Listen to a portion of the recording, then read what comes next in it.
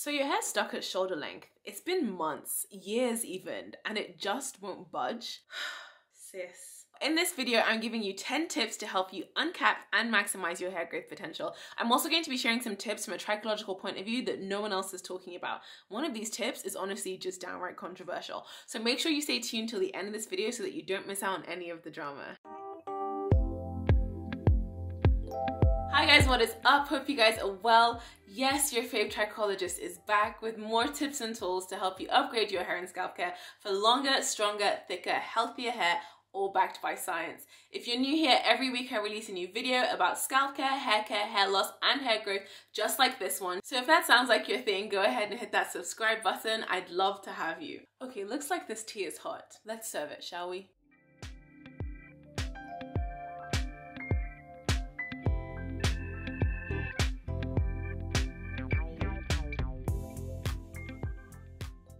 So here's the good news. Unless you've got some underlying medical condition or you're using some prescription medication that's stunting your hair growth, chances are your hair is actually growing. Every single hair on your head grows about ½ an inch every single month, and this growth phase lasts for an average of about 5 years. So if your hair is growing ½ an inch every single month non-stop for 5 years, at the end of 5 years, if you don't experience any hair loss from the ends of your hair whatsoever, then you should be averaging about 30 inches of hair. Now, of course, that's entirely unrealistic and no one can do that because regardless of how careful you are going to experience some kind of breakage or you are going to have to trim your hair at some point. But the issue is, if you are losing hair from the ends of your hair quicker than it's growing out of your scalp, or even at the same rate as it's growing out of your scalp, then it's going to create the illusion like your hair isn't growing. So all of the tips I'm about to share with you guys today are going to help you minimize the amount of hair that you are losing from the ends of your hair so that you are making sure that you are retaining as much of the length of the hair that's actually growing out of your scalp. Now, the one thing I'm also going to touch on today that I don't see many people talking about, if anyone at all, is how you can then go on to maximize the growth potential of your hair. I.e., how can you make sure that your hair is growing for as many years as it genetically can? So enough of this chit chat, let's get into these tips. Tip number 1, maintain a clean and healthy scalp. Healthy hair starts from a healthy scalp. So if your scalp is not in good shape, then the quality of the hair that's growing out of your scalp is not going to be in much better shape either. You want to make sure that every week when you wash your hair, you are getting right up in there and cleansing that scalp. Make sure you're not using your fingernails because you don't want to scratch and aggravate your scalp, but you do want to give it a thorough washing. So make sure you are using the balls of your fingertips to get right in there because the massaging will also help to increase the blood circulation to your scalp that will help to boost hair growth. If you want to further stimulate your scalp, you can also add a couple of drops of essential oil. So tea tree and peppermint are really, really good for increasing the blood flow to your scalp and boosting hair growth. In the video that's coming out next week, I'm showing you guys how you can detox your scalp at home. So make sure that you tune back in for that because you don't want to miss it. Tip number 2 is invest in products with slip. As many as possible across all the stages of your regimen. So this is everything from your cleansers to your conditioners to even your creams and your leave-ins. So this will include your film-forming humectants. If you haven't seen that video, I'll pop it up here. And yes, that even includes your silicones. I know y'all done cancel silicones. I can already hear you guys in the comments already, just like... But the truth is, when used properly, silicones can actually go a really long way to helping you minimize breakage from friction and from traction and help you retain length. Now, although damage is unavoidable, it's also cumulative. So using products with slip will help to ease the friction during manipulation to prevent unnecessary damage that would otherwise have led to hair breakage sooner. Okay guys, I'm giving you enough time to get your tiki torches and your pitchforks ready. My third tip is detangle properly, and that means thoroughly and often. Now, pretty much every other video out there on how to grow your hair past shoulder length will tell you that you need to be finger detangling and you shouldn't be really using a comb. Well, we can agree on the whole comb thing, but the whole point of people finger detangling is so that they can avoid pulling out excess hair and so that they're not doing as much damage from the motion of actually combing or brushing their hair. But we've already established that any kind of manipulation to your hair will do some sort of damage, even if it's a little bit. And yes, that also goes for finger detangling too. I know, guys, I know this sounds contrary to what everybody else has said, but here's the thing. On average, you lose about 100 hairs per day. Now, these are just hairs that are shedding from your scalp naturally. And the thing to remember is that every hair that you don't take out of your head is a potential free roaming hazard to other hairs that are in your head. This will increase tangles, this will increase knots, not to mention making it just generally more difficult to manipulate your hair. Now, of course, a few loose hairs isn't going to make much of a difference, but if you are exclusively finger detangling your hair, eventually those loose hairs will add up and they will create more and more damage over time, which will obviously lead to more and more breakage much sooner. I suggest using a brush with a wide surface area. The reason why I say this is because using a brush with a wide surface area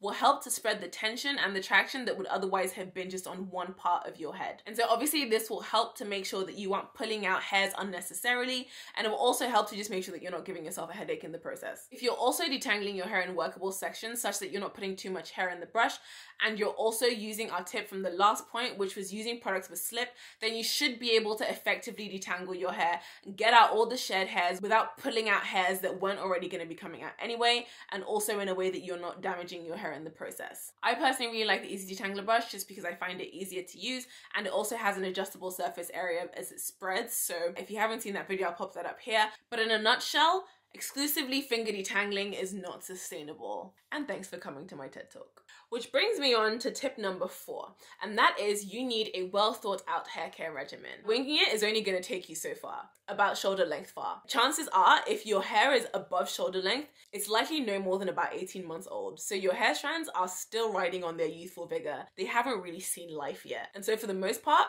it's easy for you to coast. But once your hair is outside of your scalp, the key to having healthy hair is reaching and maintaining the right protein moisture balance for your hair, i.e. making sure that your hair has the right level of moisture and protein, which are the two fundamental building blocks of healthy hair. Now, this doesn't happen by accident. You've got to be intentional about it, which brings me on to my next point.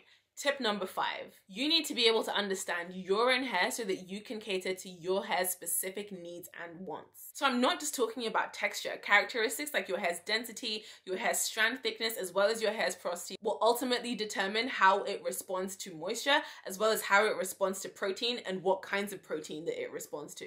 Okay, tip number 6, and that's keep your hair stretched and in no manipulation styles. Now, I know you've heard this a million and one times. It's very, very simple and straightforward. You want to keep your hair in stretch styles, but not necessarily down and out. So that's things like bantu knots, twists, buns, twisted buns, not high puffs, because you want to make sure that your ends are put away. Especially if your hair is curly or coily or kinky, you want to make sure that your ends are not given the chance to tangle with other hairs around them, or even just tangle with themselves and create single strand knots. Another thing to consider about wearing your hair down and out when you have shoulder length hair is that shoulder length hair will rub against clothes more than any other length of hair. When your hair is above shoulder length, it's not rubbing up against anything. And when your hair is significantly below shoulder length, it doesn't move as much when your hair moves. So for example, if my hair is shoulder length, it's more likely to move with each head movement and rub against my clothes than if my hair is past shoulder length.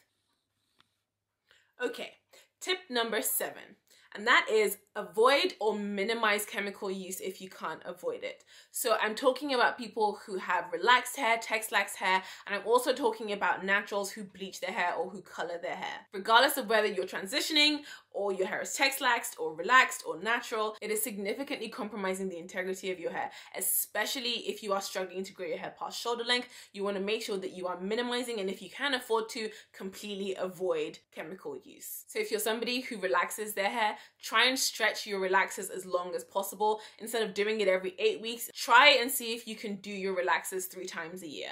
Of course, if you're not used to it, it might take some getting used to, but the last thing you want to be doing is processing parts of your hair that you've already previously processed in your previous relaxers. So let your hair grow out, and it will go a long way to helping you retain the length that's growing out of your scalp.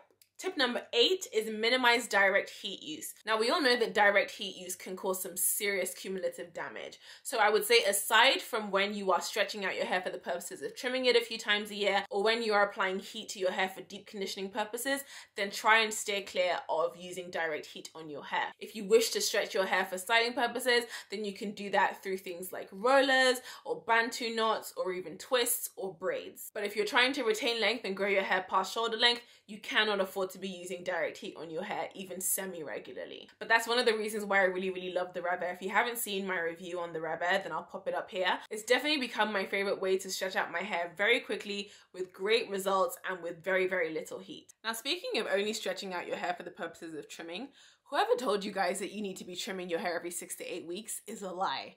Your rate of trimming should be proportionate to your rate of damage. So the only way that you need to be trimming your hair every 6 to 8 weeks is if the level of damage you are inflicting on your hair is so much that it needs to be chopped off at that rate. And if that's the case, then the issue is clearly deeper than trimming. However, if you are minimizing the amount of damage that you are inflicting on your hair and you are following all of the tips that we've discussed in this video, then you really shouldn't need to be trimming your hair more than 3 to 4 times maximum a year. Think about it. In 6 weeks, your hair only grows about 0.75 of an inch. That's literally this much. So if that's what's growing, then what are you trimming? Mate, you don't need me to tell you that you're going in circles. You need to make sure that you are doing everything that you can to keep your hair healthy enough so that you can afford to trim it only every 3-4 months. Now, this final point is the one that I haven't seen on any video on how to grow your hair past your shoulders yet.